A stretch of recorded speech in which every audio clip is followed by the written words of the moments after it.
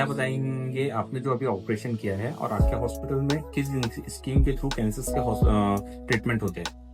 अभी जो ऑपरेशन हुआ है जो मरीज का जिसको डायग्नोस हुआ था कैंसर, टंग कैंसर है, जो खर्रा खाने से वगैरह या अधिकतर सुपारी खाने से वगैरह होता है। और साथ ही साथ उसमें जो टंग का कैंसर है वो गले तक भी गया। तो ये ऑपरेशन इस प्रकार हुआ है कि टंग को निकाल दिया, आधी टंग को निकाले, हेमिग्लोसेक्टोमी होते हैं, विद लिम्फ नोड डिसेक्शन भी हुआ है।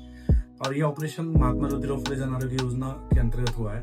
और इसके व्यतिरिक्त भी वो के कैंसर के जो भी पेशेंट्स मरीज हमारे पास में आते हैं उनका ऑपरेशन हम महात्मा ज्योतिराव फुले जन आरोग्य योजना के अंतर्गत ही करते हैं।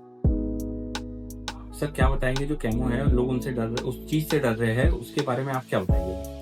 जैसे कीमो मतलब कुछ दवाइयाँ होती है जो ओरल हो सकती है, सलाइन में लग सकती है, इंजेक्शन द्वारा लग सकती है, कि जो कैंसर सेल्स मारने का काम करती है। कीमो में सबसे इम्पोर्टेंट बहुत सारे एडवांसेस आ रहे हैं, इम्यूनोथेरेपीज आ रहे हैं, जो लेटेस्ट ट्रीटमेंट्स है जिनके मिनिमल साइड इफेक्ट्स है। कुछ चीजें महंगी है फिलहाल में, बट कॉस्ट कम होते जाते हैं जैसे जैसे यूज बढ़ते जाता है, या फिर कुछ स्कीम्स में कवर होता है तो कॉस्ट धीरे धीरे कम हुए हैं। ऑलरेडी पुराने कीमोथेरेपीज अभी बहुत सस्ते हुए हैं, स्कीम्स में कवर होते हैं। दूसरा कि ये ट्रस्ट रखिए कि डॉक्टर आपका शरीर और आपकी उम्र देखते हुए ही ट्रीटमेंट डिसीजन लेते हैं। तो ये इस फहमी में मत रहिए कि किसी 30 साल के लड़के को जो ट्रीटमेंट दिया वही 70 साल की लेडी को कोई देंगे। शब्द देखते हुए साइड इफेक्ट्स, बेनिफिट, इसका कैलकुलेशन करते हुए ही ट्रीटमेंट होता है। तो इसके लिए ट्रेंड ऑन्कोलॉजिस्ट के पास कराना सबसे इम्पोर्टेंट। आपका नाम और इनका नाम मुस्ताक है। क्या बताएंगे इनको कौन से लेवल का कैंसर था और आप कहाँ ट्रीटमेंट के लिए गए और फाइनली आपका कहाँ ऑपरेशन हुआ?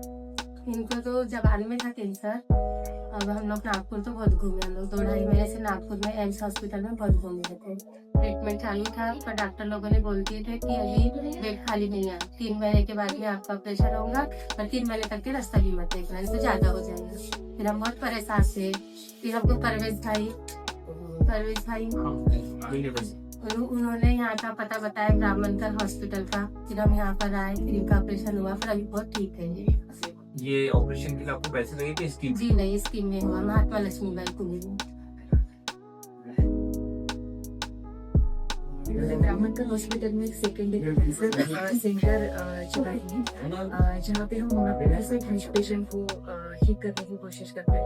मोस्टली होम्योपैथिक साइंस का कहना रहता है कि जब डिसीज कंजेनाइटल हो या आपको आपके बाद में जब आता है डिसीज, तो कोई तो भी स्ट्रेस से या कोई साइकोलॉजिकल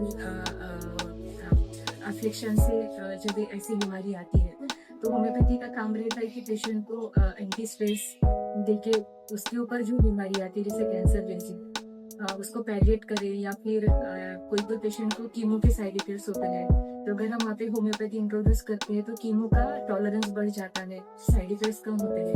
जैसे रेडिएशन में पेशेंट को बर्न होता है, उल्टी होती है, वजन कम होता है, खाना खाने की इच्छा नहीं होती, तो ऐसे केसेस में जब हम होम्योपैथी पेशेंट को देते हैं तो वो टॉलरेंस बढ़ जाता है पेशेंट का, वो थोड़ा कीमो और रेडिएशन को और अच्छे से सह लेते हैं। उसके बाद जैसे ऑन्को सर्जरीज होती है, कोई भी कैंसर हुआ और उसके ऑपरेशन के बाद अगर हम होम्योपैथी देते हैं तो टिश्यू का हीलिंग अच्छा होता है।